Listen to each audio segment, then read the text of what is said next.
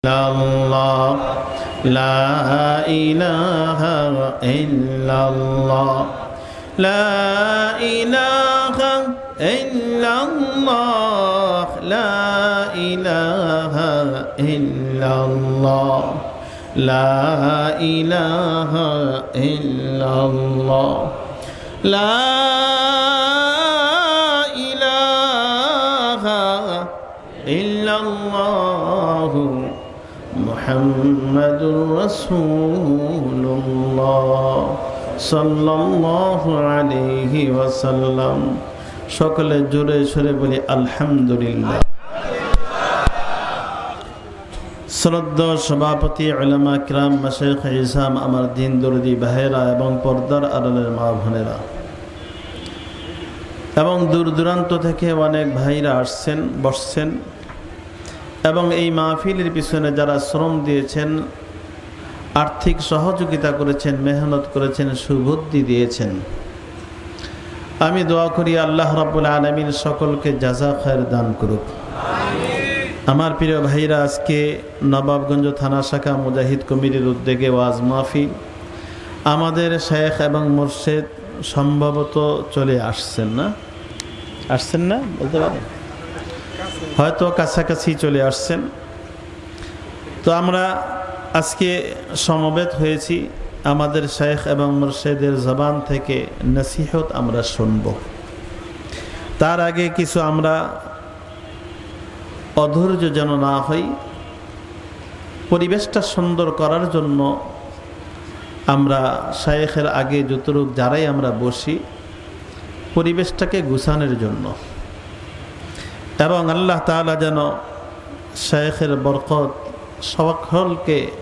সবাইকে যেন আল্লাহ তাআলা দান করেন, আমরা যেন হাসিল করতে পারি। সকলে বলি আমিন। আমার প্রিয় ভাইরা, এই মাহফিল হওয়াতে কি আসলে আপনারা খুশি না বেজার?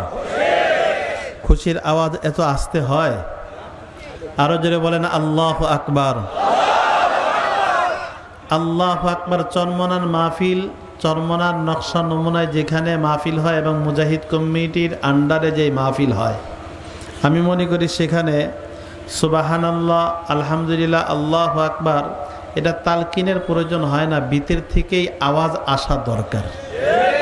কি কথা ঠিক কি না? হাত উঠায় জোরে বলেন তো আল্লাহু আকবার।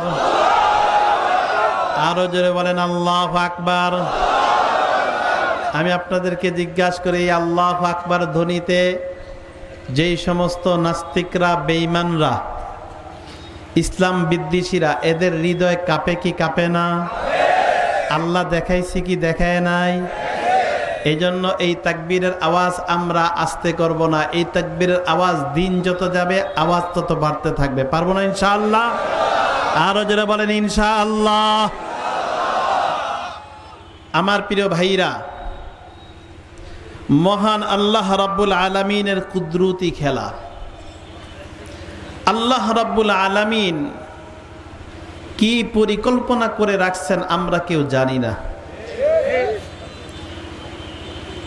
আমাদের কাজ হলো মহান আল্লাহ তাআলার আনুগত্য করা, আল্লাহর হুকুম মানা। যা মহান আল্লাহ রাব্বুল আলামিন বলছেন, তোমরা কামিয়াব হয়ে যাইবা, সফল হইবা, তোমরা সাকসেসফুল যদি তোমরা কি করো? আল্লাহ এবং তার রাসূলের আনুগত্য করো। ওয়ামান ইউতিইল্লাহা ওয়া রাসূলাহু ওয়া ইয়াখশাল্লাহা ওয়া ইয়াত্তাকিহি ফাউলাইকা হুমুল ফাইজুন। আল্লাহ এবং তার রাসূলের আনুগত্য করো, আল্লাহকে ভয় করো, তাকওয়া অর্জন করো। আল্লাহ রাব্বুল আলামিন বলেন, তোমরা দুনিয়াতেও কামিয়াবি, আখিরাতেও কামিয়াবি। আমার প্রিয় ভাইরা, ঈমানের সাথে সাথে আমরা তো কালেমা পড়লাম, মুসলমান হয়ে গেছি, ঈমানদার দাবি করতে পারি, কিন্তু ঈমানের সাথে সাথে একটা আল্লাহ তাআলা শক্তি দান করেন, যেটা তরিকতের ভাষায় বলা হয় রুহানি শক্তি। কি শক্তি বলেন তো? আরো জোরে বলেন। রুহানি শক্তি। রুহানি শক্তি বুঝাইবার জন্য শুধু একটাই এক্সাম্পল, সেটা হলো আমরা চরমনার মাঠে যখন যাই, ময়দানে যাই, যখন তার অবস্থাটা ভিন্ন ধরনের হয়ে যায়। কোন কোন আল্লাহর বান্দা আছে তার অবস্থাটা ভিন্ন ধরনের হয়ে যায়, যেটা আমরা আরবি পরিভাষায় বলি যে তার হাল উঠছে। কি কথা ঠিক কি না?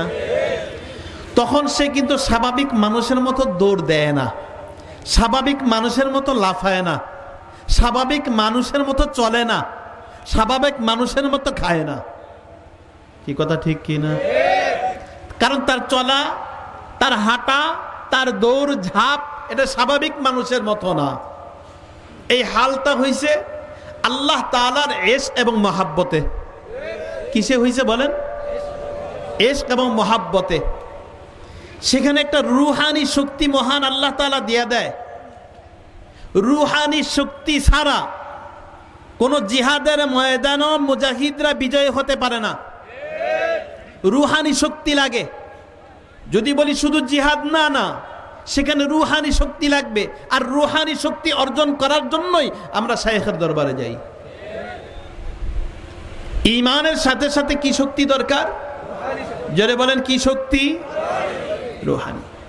কারণ একটা মানুষের কাছে যখন শেষ লগ্ন, তার শেষ মুহূর্ত, আজরাইল আসবে। যার যেই আমল, যেই কোয়ালিটির আমল হবে, আজরাইল ওই সুরত তার ধরবে। ভালো আমল হলে তার সুরত ভালো হবে, বদ আমল হলে তার চেহারার ভয়ঙ্কর সেই আমলে হবে। সেই সময় রুহানি শক্তি ছাড়া বাঁচা সম্ভব না। আর রুহানি শক্তি যদি থাকে, ওই আজরাইলের সময় সহজ হয়ে যাবে, কবরের সোয়াল জবাবের সময় সহজ হবে, হায়শরের ময়দানে সহজ হবে, মিজানের পাল্লায় সহজ হবে, পলসারে তো সহজ হবে। বলেন তো দেখি, এতগুলো ঘাটি পার হয়ে যে আপনি জান্নাতে যাবেন, রুহানি শক্তি লাগবে। সেই শক্তিটা অর্জন করা আমার আপনার দরকার আছে কি নাই? একা একা সেই শক্তি হবে না, একা একা সেই শক্তি হবে না। আমার প্রিয় ভাইরা, হযরত নূহ আলাইহিস সালাতু ওয়াস সালামের সময় আমরা সবাই জানি প্লাবন হয়েছিল। কেমন বন্যা হয়েছিল? মারাত্মক বন্যা। সাধারণ নিয়মে আল্লাহ রাব্বুল আলামিন পৃথিবীর সবচেয়ে মাঝখানে রাখছে বাইতুল্লাহ, এবং কাবা শরীফটা পৃথিবীর মাঝখানে এবং পৃথিবীর সবচেয়ে উঁচা জায়গায়। আল্লাহর ঘরের উঁচার চেয়ে পৃথিবীর কোন মন্দির যেন উঁচা না হয়, এত উঁচা জায়গায় আল্লাহ তাআলা রাখছেন বাইতুল্লাহটাকে।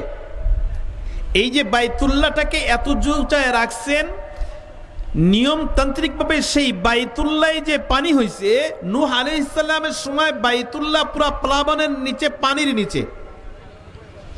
আর বাইতুল্লাহ যখন পানির নিচে হিসাবে সারা পৃথিবী পানি দিয়ে ভরপুর, কোন দেশ পানি ছাড়া নাই, পানির নিচে। তো সারা পৃথিবী যখন ভাসতেছে, নূহ আলাইহিস সালাতু ওয়াস সালাম যে জাহাজে মাত্র 70 জন মুসলমানকে আল্লাহ তাআলা ওই জাহাজের উপরে রাখছেন। বলেন সুবহানাল্লাহ। তাহলে বাইতুল্লাহ যদি পানির নিচে যায়, সারা পৃথিবী পানির নিচে, কিন্তু এরপরে মহান আল্লাহ রাব্বুল আলামিন 1941 সনে যখন বাইতুল্লাহ যখন আবার বন্যা হয়েছে, সৌদি আরবে বন্যা হয়েছে, পৃথিবীর সব রাষ্ট্র তো ডুবে নাই। পৃথিবীর সব রাষ্ট্র কি হয় নাই? ডুবে নাই। কিন্তু নিয়ম হিসেবে উঁচা জায়গা যখন পানি হয়েছে, নূহ আলাইহিস সালাতু ওয়াস সালামের সময় সারা পৃথিবী ডুবে গেছে।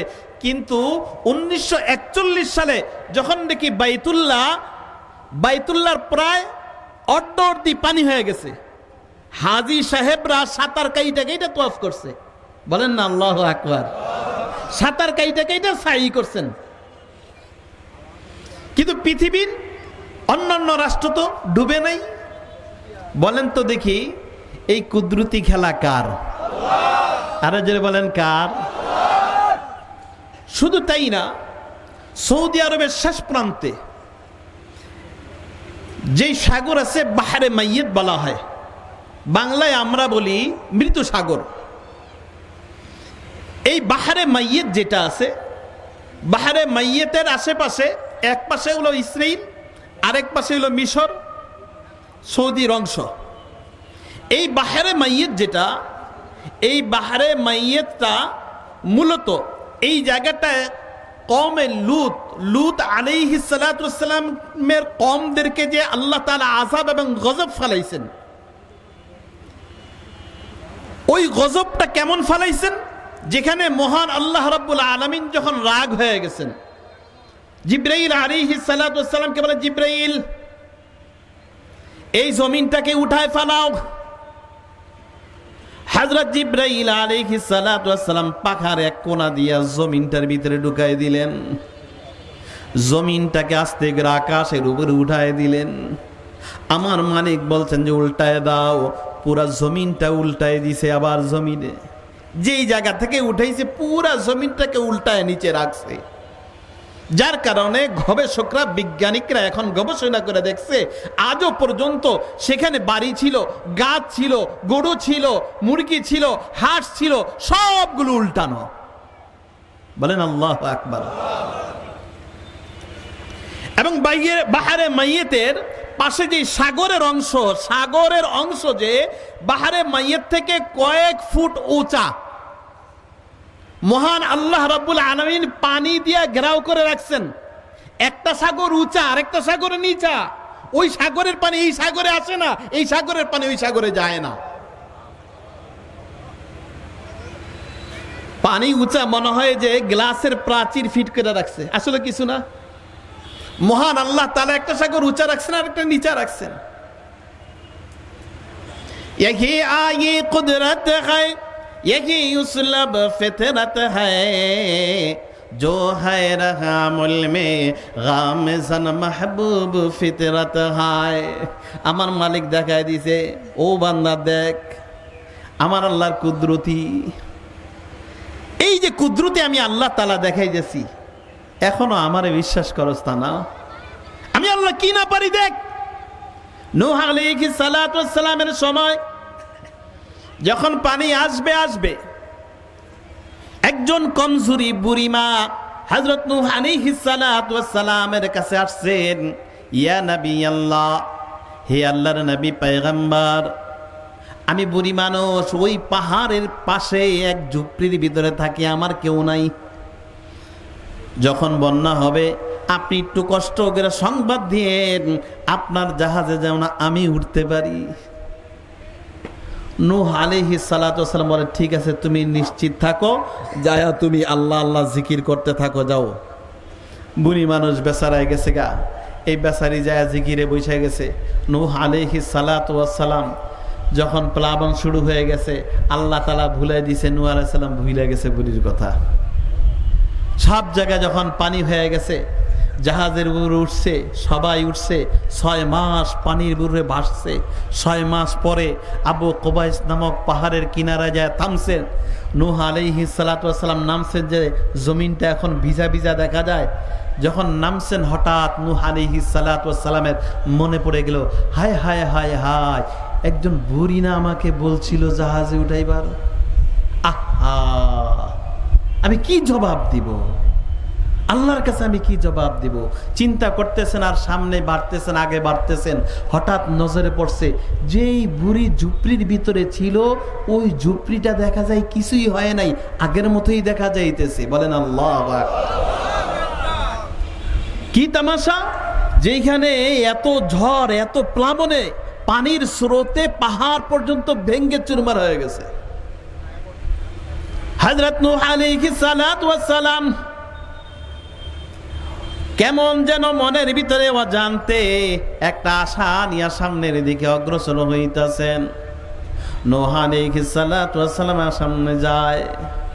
সামনে যখন গেলেন, দরজার সামনে যায় চিন্তা করলেন, ঘর হয়তো আছে, বুড়ি মনে হয় নাই। নূহ আলাইহিস সালাতু ওয়াস সালাম দাঁড়াইলেন। হঠাৎ কানের ভিতরে বিড়বিড় যেন মাওলা পাকের জিকিরের আওয়াজ আসতেছে। নূহ আলাইহিস সালাতু ওয়াস সালাম সালাম দিয়া ডাক দিলেন, ও আল্লাহর বান্দি,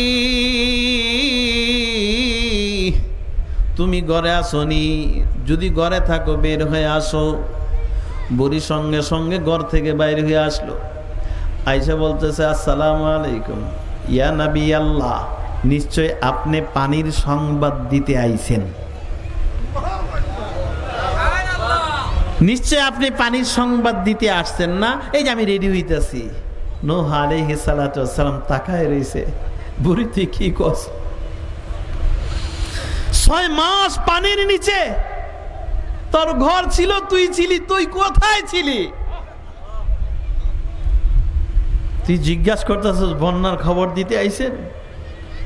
ও বুড়ি তুমি কোথায় ছিলা?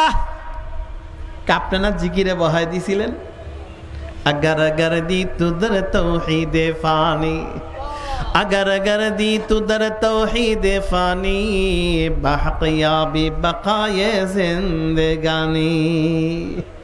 আমি তো মাওলার তৌহিদে, আল্লাহর ইশক এবং মহব্বতে ফানা ফিল্লাহ হয়ে গেছি। কোথায় তুফান হলো, কোথায় পানি আসলো, কোথায় ঝড় ঝাপটা হইলো, আমি তো কিছু জানি না। বলেন তো দেখি, এই বুড়ি কি বাঁচাইছেন কে? আল্লাহ। আরো যারা বলেন কে? আল্লাহ। এই জন্য আমরা বলতে চাই, ভারত তুমি যত পানি দিতে চাও, তুমি যত ভাত তুমি ছেড়ে দাও, যত গেট তুমি খুলে দাও, আমাদের শেখ এবং মুর্শিদের প্রথম দাবি হলো আমরা বেরিবাদ করব।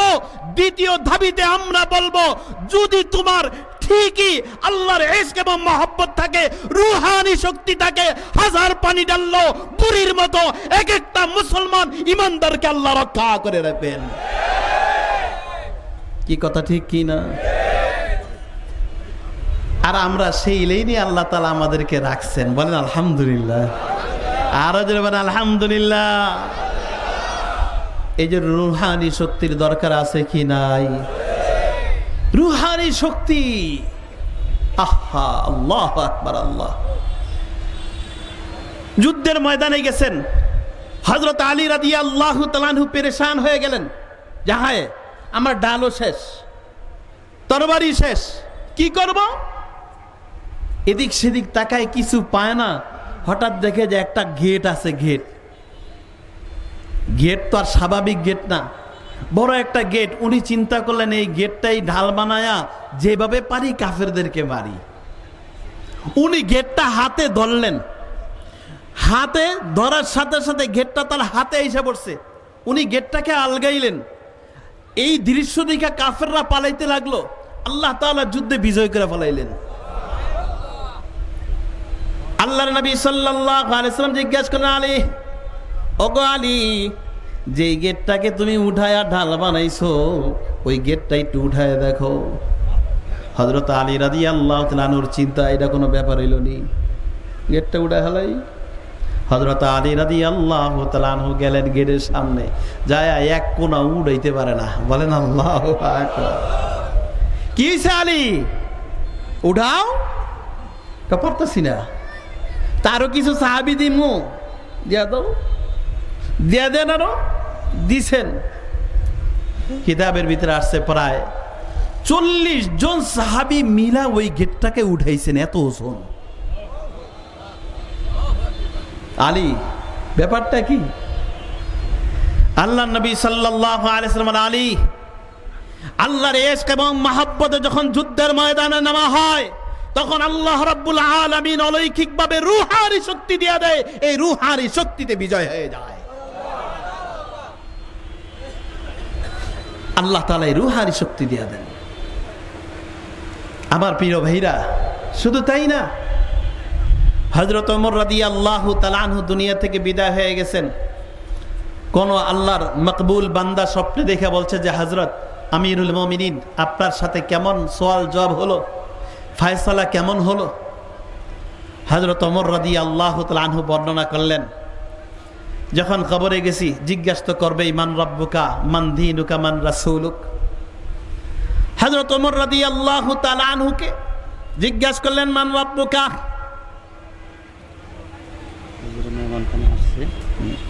বয়ান করতে থাকেন, যখন ওখান থেকে রওনা দেবে আমি তখন জিজ্ঞেস শুরু করবো। আচ্ছা, কয় মিনিট পরে আসতে পারে? আসলো আর কি, হয়তো চা নাস্তা খাইব। আমি ঠিক ওখান আছে, থেকে রওনা দেবো, আমি আপনাকে একটা জায়গা নাই দিয়ে। ঠিক আছে, আলহামদুলিল্লাহ।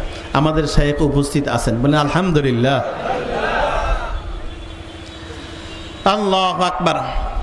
হযরত ওমর রাদিয়াল্লাহু তাআলা আনহুকে জিজ্ঞাসা করলেন, মান রাব্বুকা? অর্থ কি বলেন তো? আরে মুজাহিদরা এই জন্য জিজ্ঞাসা করতেছি, তোমার রব, আমাদের রব কে? আঙ্গুল দিয়া বলেন, আরো জোরে বলেন। হযরত ওমর রাদিয়াল্লাহু তাআলা আনহুকে জিজ্ঞাসা করলেন, মান রাব্বুকা? তোমার রব কে? হযরত ওমর রাদিয়াল্লাহু তাআলা আনহু জবাব স্বাভাবিকভাবে দিলেন না, বলেন, ফেরেশতা,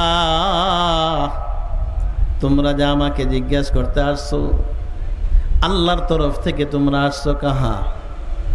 তোমরা যেই মহান আল্লাহর কাছ থেকে এইখানে আসছো, আসছে কতটুকু সময় লাগে, দূরত্বটা কতটুকু একটু জানি তোমাদের কাছ থেকে। দূরত্বটা আমরা এতটুকু জানি, সাধারণভাবে 500 বছরের রাস্তা। কয়শো বছরের? 500 বছরের রাস্তা অতিক্রম করে আপনার এখানে আসছি। হযরত ওমর রাদিয়াল্লাহু তাআলা আনহু বললেন, ও ফেরেশতা, 500 বছরের রাস্তা অতিক্রম করে আইসা আমার মাওলারে তোমরা বলছো নি? কয়, না বলি নাই। তাহলে হিসাব লাগায় দেখো, 500 বছরের রাস্তা অতিক্রম করে যদি তোমরা মাওলারে না বলো, আমি 3.5 হাত মাটির নিচে আসছি মাত্র। 3.5 হাত মাটির নিচে আসছি। তোমরা 500 বছরের রাস্তা অতিক্রম করে যদি মালিকরে না বলো, আমি কি করে বলবো? আমি কি করে বলবো? ফেরেশতা তো আর জবাব দিবে না। জিজ্ঞাসা করছে, বান্দি ঢুকা। হযরত ওমর রাদিয়াল্লাহু তাআলা আনহু শরীরের দিকে তাকায়া বলতেছে, ফেরেশতা, আমি দিনের জন্য কি করছি, কিয়ামতের দিন আমার শরীর থেকে যে রক্ত পড়তেছে এটি সাক্ষী দিবে। ফেরেশতারা জিজ্ঞাসা করল, মান রাসূলুক? হযরত ওমর রাদিয়াল্লাহু তাআলা আনহু রাহমাতুল লিল আলামিনের পাশে শুয়ে আছেন। মদিনায় কোথায় শুয়ে আছেন? আল্লাহর নবী সাল্লাল্লাহু আলাইহি ওয়াসাল্লাম শুয়ে আছেন, পাশে হযরত আবু বকর সিদ্দিক রাদিয়াল্লাহু তাআলা আনহু, এর পাশেই হযরত ওমর রাদিয়াল্লাহু তাআলা আনহু।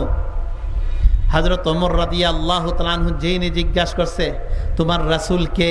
সাথে সাথে আল্লাহর নবী সাল্লাল্লাহু আলাইহি ওয়াসাল্লাম চেহারাটা উঠায়া তারপর বলতেছে, ফেরেশতা, আমার ওমরকে আর বিরক্ত কইরো না, আমার ওমরকে আর বিরক্ত করো না। ওমরের জবাব আমি দিতেছি, আমি রাসূল ওমরের। আমার প্রিয় ভাইরা, সোয়ালের জবাব আসছে কিসের শক্তিতে? জোরে বলেন, কিসের শক্তি? রুহানি শক্তি। হযরত ওমর রাদিয়াল্লাহু তাআলা আনহুর রুহানি শক্তিতে না হয় ফেরেশতাদের সামনে কথা বলার সাহস হয়। আমার প্রিয় ভাইরা, এই রুহানি শক্তি যদি অর্জন করা যায়, দুনিয়ার ভিতরে কামিয়াব, আখিরাতেও কামিয়াবি। বলেন সুবহানাল্লাহ। আমার প্রিয় ভাইরা, তবে এই রুহানি শক্তির জন্য মালিকের কাছ থেকে চাইতে হবে। কার কাছ থেকে চাইব? জোরে বলেন, কার কাছ থেকে?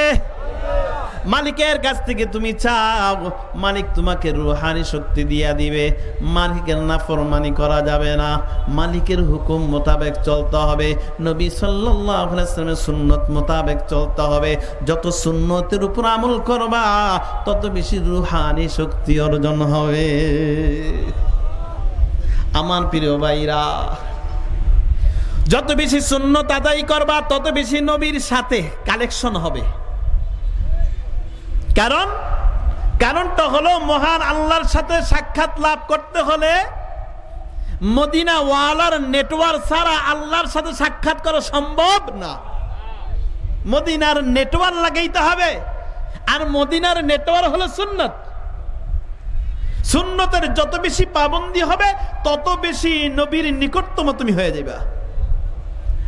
আল্লামা শফি রহমাতুল্লাহ আলাইহি যিনি তাফসীরে মারিফুল কোরআন লিখছেন, আল্লামা শফি রহমাতুল্লাহ আলাইহি বলেন, আমি প্রতিবার মদিনাতে যাই, কিন্তু রহমাতুল লিল আলামিন রওজার সামনে ওই লোহার খাঁচাটার সামনে দাঁড়ানোর সাহস পাই না। লোহার খাঁচার সামনে যাওয়ার সাহস পাই না। আমি দূর থেকে 10 হাত দূরে একটা খুঁটি আছে, এই খুঁটির সামনে দাঁড়ায় দাঁড়ায় খালি কান্দি। আল্লামা শফি রহমাতুল্লাহ আলাইহি বলেন, খুঁটির সামনে দাঁড়ায় দাঁড়ায় কতক্ষণ সালাম দেই, দুরূদ শরীফ পড়ি, এরপর কাঁদতে কাঁদতে আস্তে আস্তে বাইর হয়ে যাই। সামনে যাওয়ার সাহস পাই না, কারণ যখন সামনে যাইতে চাই তখন মনে হয় নবীর হাজার সুন্নত আমি ত্যাগ কইরা ফেলাইছি। মিয়া তুমি আমি কয়েকটা সুন্নত আদায় কইরা মনে হয় নিজে বুজুর্গ মনে করি। হ্যাঁ হ্যাঁ। আর কাসেম নানুতুবি রহমাতুল্লাহ আলাইহি শোনো, যিনি নাকি দারুল উলুম দেওবন্দ প্রতিষ্ঠা করছেন, কাসেম নানুতুবি রহমাতুল্লাহ আলাইহি, উনি এক মসজিদে নামাজ পড়ছেন। বেশিরভাগ তো উনি ছদ্মবেশে চলতেন, ওনাকে মানুষ চিনত কম, খালি ক্লাসেই চিনত বেশি ছাত্ররা। তো কাসেম নানুতুবি রহমাতুল্লাহ আলাইহি ফজর নামাজ পড়া বাইরে হইতেছেন, তাহলে একজন পুলিশ বেচারায় তাবলিগে যায়া একটু ভালো হয়েছে, তে বেচারা করছে কি হঠাৎ আটকাইছে। কে মিয়া, এই নামাজের পরে কিছু কথাবার্তা, দিনই কথাবার্তা হয়, মসজিদে একটু বসো, এটা নবীর সুন্নত। তো কাসেম নানুতুবি রহমাতুল্লাহকে, ভাবা আমার একটু কাজ আছে তো একটু চলে যাইগা। হ্যাঁ, কারণ উনি তো ক্লাস করাইবেন, বুখারীর দরজ দিবেন। তো উনি বারবার বলতেছে, বেচারা নতুন মানুষ তো, নতুন উঠলে যা হয় আর কি, উনি পিড়াপিড়ি শুরু করতেছে। এক পর্যায়ে রাগ হয়ে গেছে, পুলিশ বেচারাটা রাগ হয়ে গেছে। এই মিয়া, তোমার বারবার কইতেছি ফজরের পরে একটু বয়ান শোনা, এটা নবীর একটা সুন্নত, তুমি একটা নবীর সুন্নত তুমি ত্যাগ করতেছ। আমার প্রিয় ভাইরা, কাসেম নানুতুবি রহমাতুল্লাহ আলাইহি কি জবাব দেয় দেখেন। আমি আপনি কি কইতাম, তুই আমারে চিনস? হ্যাঁ, আমি দারুল উলুম দেওবন্দের প্রিন্সিপাল, আমি বুখারী পড়াই, তিরমিজি পড়াই, সমস্ত কত কিছুই বলার ছিল। কিন্তু কাসেম নানুতুবি রহমাতুল্লাহ আলাইহি লোকটার সাথে সাথে হাত ধইরা নিজের পায়ের জুতাটা খুইলা, বাবারে তুমি তো জানো না নবীর যে কত সুন্নত আমি ত্যাগ করি, যদি তুমি জানতা তাহলে আমার এই জুতা দিয়া তুমি পিটাইতা, তোমার পায়ের জুতা দিয়ে আমার মারতা, আমি যে নবীর কত সুন্নত ত্যাগ করি। লোকটা অবাক হয়ে তাকাই রয়েছে, কি বলতেছে মুরব্বী মানুষ। এর ভিতরে মানুষ জড়ো হয়ে গেছে, সবাই বলে, চিনো এই লোকটাই তো কাসেম নানুতুবি রহমাতুল্লাহ। কাসেম নানুতুবি রহমাতুল্লাহ আলাইহি যদি বলে যে হাজারো সুন্নত আমি ত্যাগ করছি, যদি জানতা জুতা দিয়া পিটাইতা, তাহলে হিসাব লাগায় দেখো তুমি আমি কি সুন্নত আদায় করি, বলো তুমি আমি কি সুন্নতের পাবন্দি হইছি। আল্লাহু আকবার। আল্লাহ। আল্লামা শফি রহমাতুল্লাহ আলাইহি বলেন, প্রতি বছর মদিনায় যাই, কিন্তু খাতার সামনে দাঁড়ানোর সাহস পাই না, শরম লাগে। কিন্তু শেষ বয়স যখন হয়ে গেছে, কমজোরি হয়ে গেছে, আমার মনে সাক্ষী দিয়েছে এই তো মনে হয় মদিনা থেকে বিদায়, আর কোনোদিন আসতে পারবো না। আল্লামা শফি রহমাতুল্লাহ আলাইহি বলেন, জীবনের শেষ জিয়ারত, মনের ভিতরে জাগতেছে, আরে আল্লামা শফি জীবনে কোনোদিন খাঁচার সামনে যাস নাই, আল্লাহর নবীর সামনে যাস নাই, আজকে শেষ সময় একটু আল্লাহর নবীর কাছে যাই একটু সালাম দে। আল্লামা শফি রহমাতুল্লাহ আলাইহি বলেন, আমি যখন যা সালাম দিলাম, সঙ্গে সঙ্গে আমার কানে আওয়াজ আসলো, রহমাতুল লিল আলামিন যে সালামের জবাব দিতেছে, আমি স্পষ্ট শুনলাম।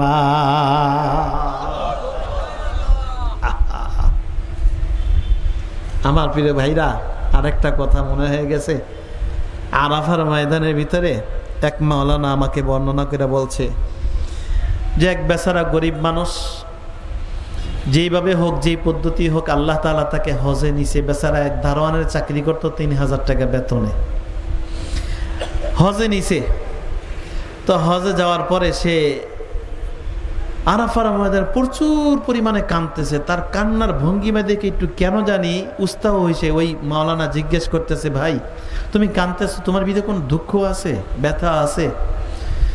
সে তখন বলছে যে দেখো, আমার নাম বলবা না, আমার পরিচয় দিবা না।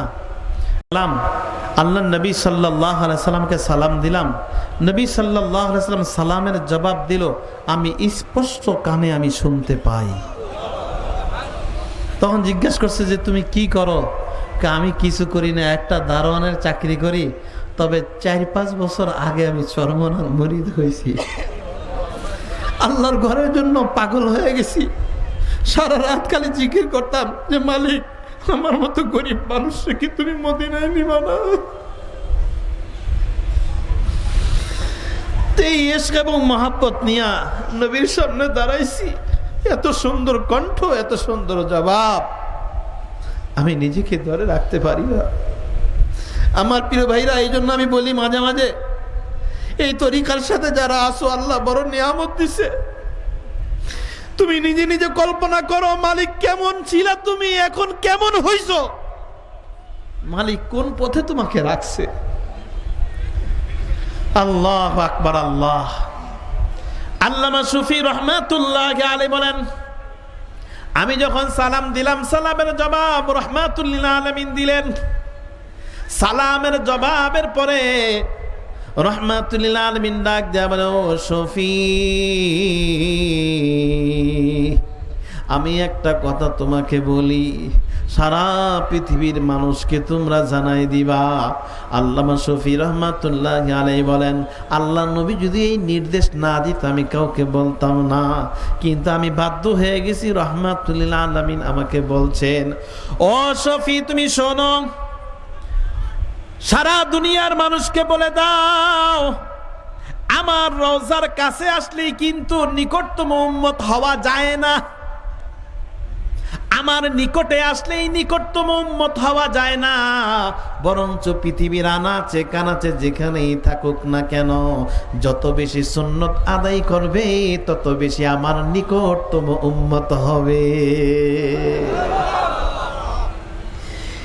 আমার সাথে সাক্ষাৎ হোক বা না হোক, পৃথিবীর আনাচে কানাচে যেখানেই থাকুক না কেন, সুন্নতের পাবন্দি যত বেশি হইবা, নবী সাল্লাল্লাহু আলাইহি ওয়াসাল্লামের নিকটতম হয়ে যাইবা। আমার প্রিয় বন্ধুগণ, আমার আব্বাজান রহমাতুল্লাহ আলাইহির কথা বলি, তার প্রশংসার জন্য না, বরঞ্চ উনিও যেহেতু ইসহাক রহমাতুল্লাহ আলাইহির মুরিদ ছিলেন, ওনাকে জিজ্ঞাসা করলাম, আপনি এত আফসোস করেন, আপনি এত আফসোস করেন মদিনায় যাইবার জন্য যান।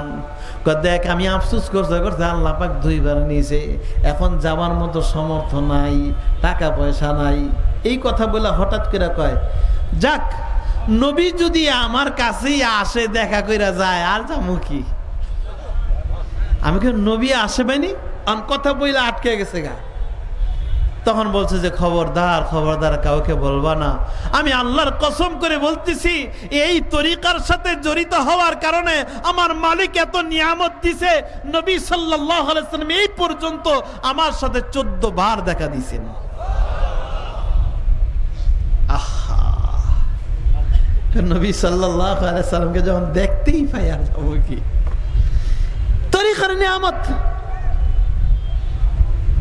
এই জন্য হযরত আশরাফ আলী থানভী রাহমাতুল্লাহি আলাইহি বলেন, ও দুনিয়ার মানুষেরা, তোমরা শুনে রাখো,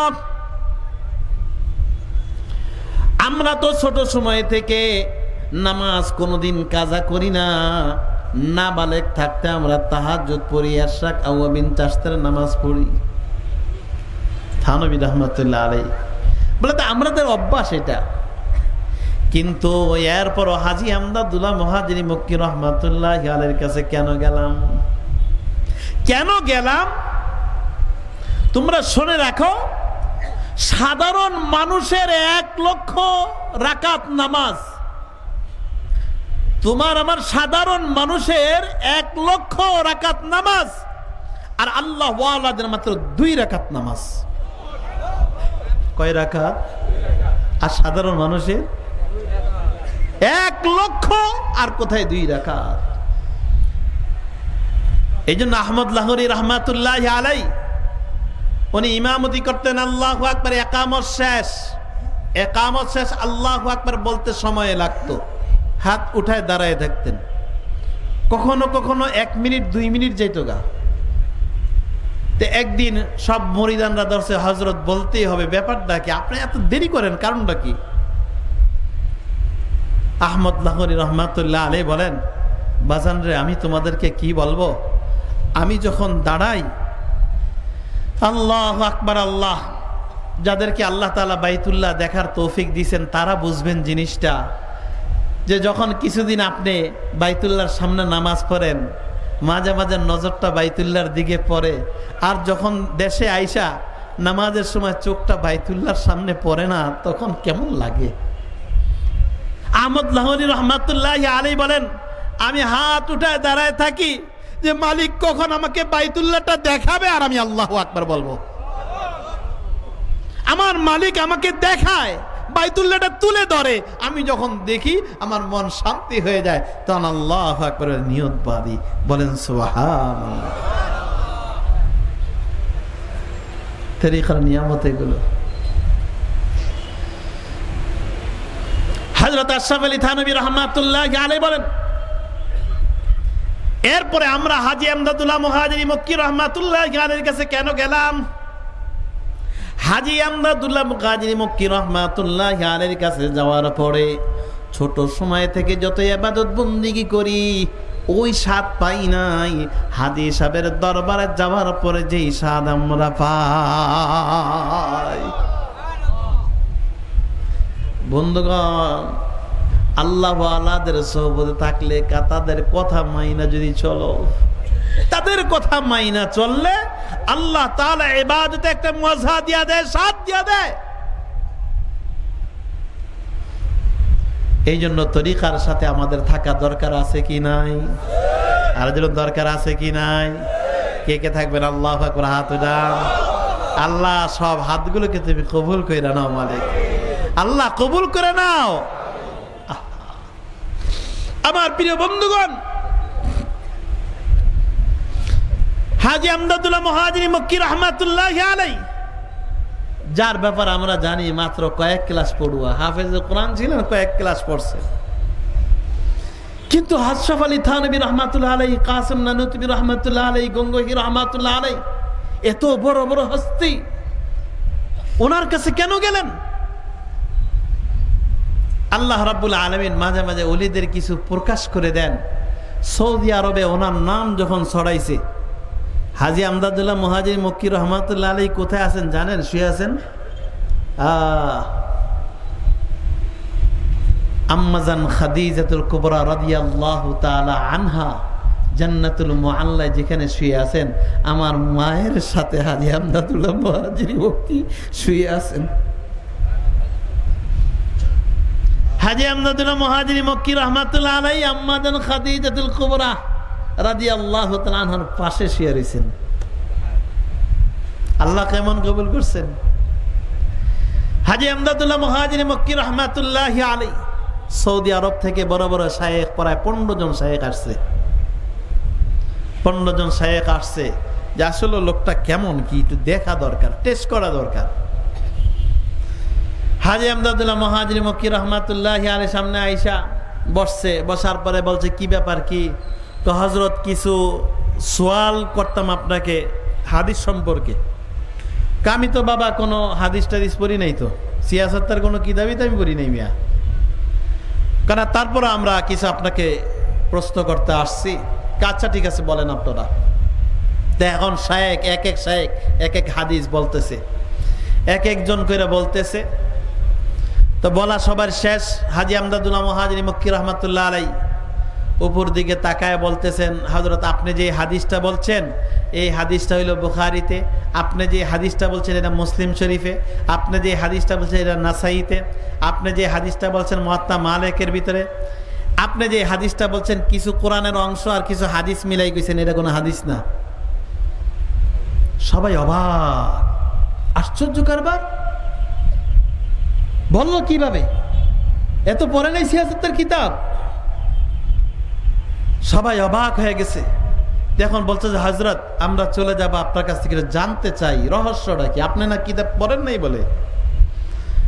হাজী এমদাদুল্লাহ মুহাজিরি মক্কি রহমাতুল্লাহ আলাইহি বলেন, তোমাদেরকে আমি কি বলবো, তোমরা যখন হাদিস বলতেছিলা আমি তো আসলে না দেখে বলি নাই, আল্লাহ তাআলা হাদিসের কিতাবগুলো আমার চোখের সামনে খুইলা দিছে, আমি দেখে দেখে কইছি।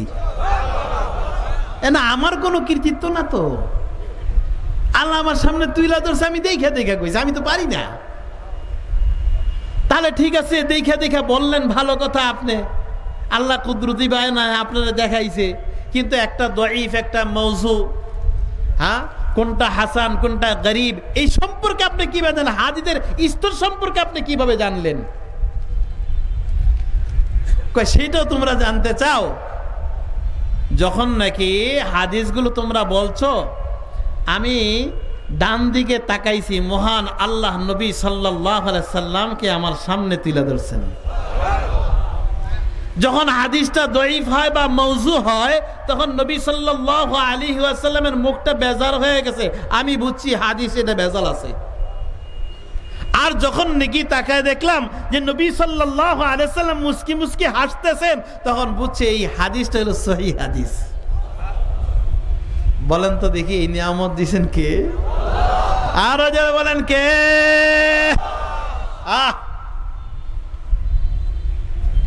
যত ঝড় তুফান আমাদের উপরে আসে মাইনা নিতে হবে। কি বাজে একটা মুসলমান শব্দ বলে যে পীর পূজা শুরু করে দিয়েছে, বলে নাউজুবিল্লাহ। হ্যাঁ কিছু আছে বাতিলের যারা আছে, কিন্তু আমাদের হক কানি পীরের সাথে আমরা তাল্লুক রাখছি, সম্পর্ক রাখছি। যখন বলে এটা দুঃখ লাগে, তখন দলিল আসে যে দেখো আমরা শায়েখের নামে মাদ্রাসা দেই, শায়েখের নামে অন্যান্য দ্বীনি প্রতিষ্ঠান খুলে থাকি, তাতে সমস্যা কি তোমার? আমি তাদেরকে বুঝাইলাম যারা কি একটু সামান্যতম কটূক্তি করে থাকে, আমি বললাম আচ্ছা একটা তাফসির আছে, তাফসিরে মাজহারি কাহা আছে? আচ্ছা বলো তো কি তাফসিরে মাজহারি নামটা কেন রাখছে? এটার লেখককে সানাউল্লাহ পানিপতি রহমাতুল্লাহ আলাই।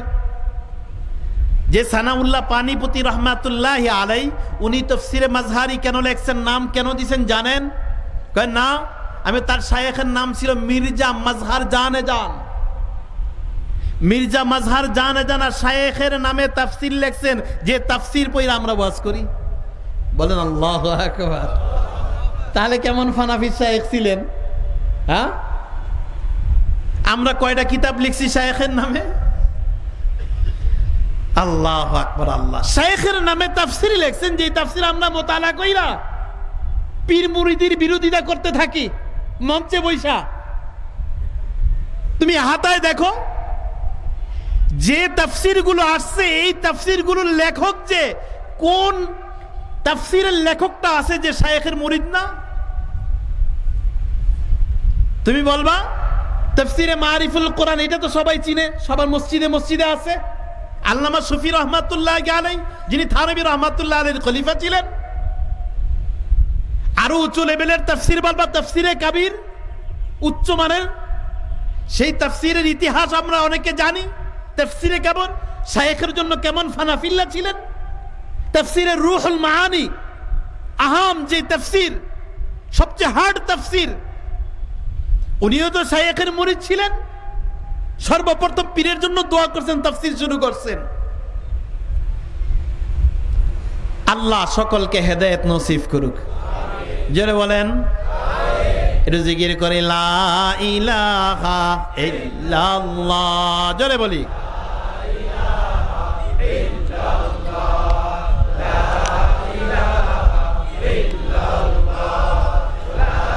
হুজুরের কোন সংবাদ আইছে কেউ বলতে পারে?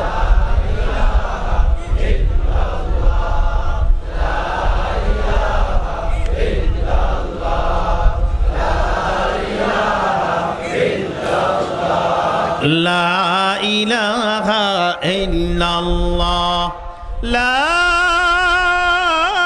ইলাহা ইল্লাল্লাহ মুহাম্মাদুর রাসূলুল্লাহ সাল্লাল্লাহু আলাইহি ওয়াসাল্লাম। আমার প্রিয় বন্ধুগণ, আমাদের হাল, আমাদের এজ উঠা এটা দোষণীয় না, কিন্তু আমাদের শায়েখ বারবার বলে দেন খবরদার খবরদার, ইচ্ছা করে যেন কেউ না করে। ইচ্ছা করে করলে সে জাহান্নামী, অনিচ্ছায় এটা আল্লাহ তাআলার নিয়ামত। এটা কি বলেন? জোরে বলেন, এটা কি? আল্লাহ নবী সাল্লাল্লাহু আলাইহি ওয়াসাল্লাম রাহমাতুল লিল আলামিন আম্মা জান আয়েশা রাদিয়াল্লাহু তাআলা আনহা রাহমাতুল লিল আলামিনের সামনে এসে সালাম দিলেন। আসসালাতু ওয়াসসালামু আলাইকা ইয়া রাসূলুল্লাহ। রাহমাতুল লিল আলামিন সালামের জবাব দিলেন। দেওয়ার পরে রাহমাতুল লিল আলামিন জিজ্ঞাসা করতেছে, মান আনতি, তুমি কে? আম্মা জান আয়েশা রাদিয়াল্লাহু তাআলা ভয় পেয়ে গেলেন। আর আমাকে বলতেছে তুমি কে? আম্মা জান সাথে সাথে বলেন, আনা আয়েশা। রাহমাতুল লিল আলামিন বলেন, মানা আয়েশা। আয়েশা আবার কে? দেখছেন নি হালটা কি অবস্থা হয়েছে? মানা আয়েশা, আয়েশা কে? আম্মা জান আয়েশা রাদিয়াল্লাহু তাআলা আনহা বলেন, আনা আয়েশা বিনতে আবু বকর। আম্মা জান বললেন, যদি পৃথিবীর কাউকে না চিনে আমার বাবা আবু বকরকে আল্লাহর নবী কোনোদিন বলবেন না। আব্বার নাম কইলাম, কিন্তু আল্লাহর নবী বলেন মান আবু বকর। আবু বকর কে? চিন্তা করে বললেন যে ইবনে কুহাফা, দাদার নাম কইলাম, কিন্তু আল্লাহর নবী সাল্লাল্লাহু আলাইহি ওয়াসাল্লাম আমার দিকে ফেলায় তাকায়া আবার চুপ করে রইলেন, কিছু কইলেন না। আম্মা জান আয়েশা রাদিয়াল্লাহু তাআলা আনহা একটা জিনিস মনে রাখতেন, আমার মা আম্মা জান আয়েশা নবীকে এত ভালোবাসতেন, নবীর সামান্য কিছু হোক আম্মা জান সহ্য করতে পারতেন না। নবীর কি হলো এই চিন্তা করে আম্মা জান আয়েশা রাদিয়াল্লাহু তাআলা দৌড়ায়, কাঁদতে কাঁদতে যায়া চকির উপরে যায়া উবুত করে শুয়ে কান্দা শুরু করছে যে আল্লাহ নবীর কি হয়ে গেল গা। রাহমাতুল লিল আলামিন কিছুক্ষণ পরে আম্মা জান আয়েশা রাদিয়াল্লাহু তাআলা আনহার কাছে গেলেন, মাথার মধ্যে হাত রাইখা ডাক দেয়া বলে, আয়েশা তুমি কাঁদতো কে? লিমাযা তাবকিনা, কাঁদতাছো কে? আম্মা জান আয়েশা রাদিয়াল্লাহু তাআলা চোখের পানি মুছেন আর বলেন, ইয়া রাসূলুল্লাহ, ইয়া হাবিবাল্লাহ, আপনার লিগেই তো আমি কাঁদতাছি। একটু আগে আপনি আমারে চিনেন না, আমার বাবারে চিনেন না, দাদার নাম কইলাম তাও আপনি আমার দাদারেও চিনেন না, এখন আবার জিজ্ঞাসা করতেছেন আয়েশা কান্দো কে? আপনার লিগেই তো কান্দতাছি। আল্লাহর নবী ডাক দিয়া বলে, আয়েশা আমি মাঝে মাঝে মাওলার মহব্বতে এত বিমূঢ় হইয়া যাই, কে আয়েশা কে আবু বকর, কে আয়েশা কে আবু বকর, পৃথিবীর কাউকে আমি তখন চিনি না, চিনি একমাত্র আমার আল্লাহ।